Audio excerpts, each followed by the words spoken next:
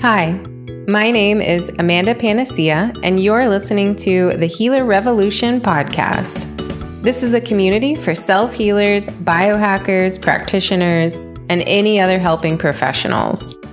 You're in the right place if you're seeking conversations about how pain becomes passion, the connection between physical, energetic, mental, and our spiritual self, finding your body's ancient wisdom, the latest biohacking technologies, clinical research, and if you just want to nerd out about complex biochemistry and quantum physics. But this is also for entrepreneurs who seek infinite abundance and a supportive community. So pour a cup of King coffee or Sisters tea and let's join the revolution. If you think of any type of testing that you might go to the doctor to do, whether it's a blood test, a urinalysis, an x-ray, things like that, there's all sorts of different varieties. But if we look at like an EKG and MRI, those are more of a digital test. They're reading energy fields in a hertz value is what we do. So it's very similar in terms of that digital reading, but with bioresonance, we are basically taking the hair and saliva from someone's, when they mail their samples in, we're measuring the vibration that comes off of those samples. And specific readings represent different areas throughout the body. So we're going to look at one area that might represent the liver or another area that represents the adrenal glands.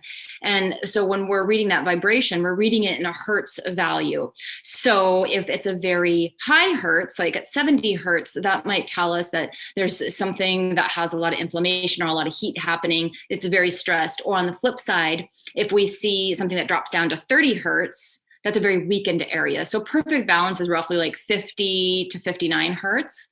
And so as we work our way testing and we use equipment that's all custom built. So we go in and we put the samples in, and then the technician probes different areas of the hair and the saliva that represent these different areas of the body. So we're able to get this perfect bioenergetic picture or a bioenergetic health picture of where someone is in terms of stress throughout their body. And that helps a practitioner to know, okay, we need to put more focus in their endocrine system or their digestive system.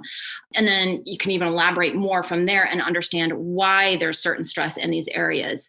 So for example, say we find stress in the liver and we want to know why. So let's start digging and figuring out why. We might start testing in the nutritional area, where in this realm, so instead of testing specifically to see the vibrational pattern coming off from the liver area, instead we're still in the liver area, but now we're going to test for the missing vibrational patterns for different nutrients. So maybe like B12 or cysteine or all those different vitamins and minerals and amino acids and enzymes that are creating a deficiency and creating a stress in that area, because it's important to have those nutrients for an area to work optimally. Now, then we can get into another area where there's a toxin. So every toxin is kind of like a snowflake where it has its own unique pattern. And so when we start testing for toxins, we're basically going through a filtration process with our testing equipment, finding that specific pattern that matches that specific toxin. And so while it's not a diagnosis in any way, shape, or form, it just tells us that that person has had an exposure to the pattern of this specific toxin. So it could be like a mold like Candida or bacteria like E. coli or something like that, where we're finding that vibrational pattern, then that is tearing that area, the body's vibrational pattern down. So it tells us a ton of information from a different point of view in looking, instead of from a blood test or anything like that, we're taking a whole nother look at health through this energy field. Some other things that we test then as well is food sensitivities, environmental sensitivities, hormones. We can test emotions, and then we also test for a balancing regimen. So another thing when it comes to bioenergetics, bioresonance, is we are wanting to look at that whole picture. A lot of people, if they have a thyroid issue, they want to go to the endocrinologist and work on their thyroid. But if you take a step back and look at the whole picture, it might have nothing to do with the thyroid. And when we can step back and see the diet, the other organs, the hormones, we might be seeing that, you're going down the wrong path if you're just trying to work on the thyroid.